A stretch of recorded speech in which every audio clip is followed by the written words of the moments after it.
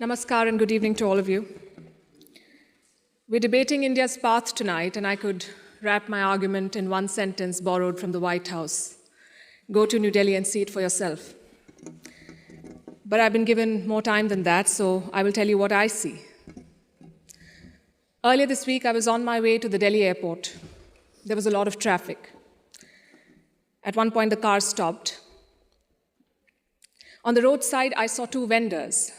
One was selling fruit, the other was selling coconut water. What caught my attention was not what they were selling, but how they were selling it. Both had a QR code prominently displayed. And every single customer walked up to them, scanned this QR code, and paid for their purchase, every single one of them. To me, this is a picture of today's India. It shows three developments, three of the many developments I shall list out tonight. Number one is financial inclusion. Both the vendors had a bank account linked to their mobile phone. Number two is internet or mobile penetration, what we call digital India. It was 15% 9 years back. It's 48% today. And number three is the airport traffic. It just keeps swelling, even though we are at the receiving end. We see what it shows. From 67 million 9 years back to almost double now. To me, these things signify the path that India is on. The previous speakers have defined the motion well, but in case the evening drinks have kicked in, let me repeat. This House believes Modi's India is on the right path.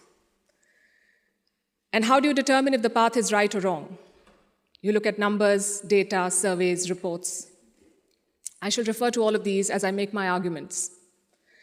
But I also want to dwell on something that's more personal, more important, I think, yet unquantifiable. I'm talking about the experience of living in today's India.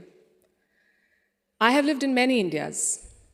The wary India, where exciting policies and positions were abandoned. The self-doubting India, where decisions were taken based on global opinion. And today, a more confident India, where the world comes for leadership and inspiration. You cannot put a premium on that. Indians are more prosperous at home, and hence more confident abroad. Let me also tell you what I saw at the airport here in London, at the immigration counter. I saw Indians proudly flaunting their passport, none of the fidgeting or self-doubt of the last century. And if I may add, the immigration officer almost looked impressed. She was either a fan of India or just worried that she was holding up one of Rishi Sunak's relatives. We are proud of what we share with the world. Bollywood, masala chai, yoga, cricket. India today is a soft power giant. At the same time, India is not a timid democracy that tolerates terrorism or betrayals.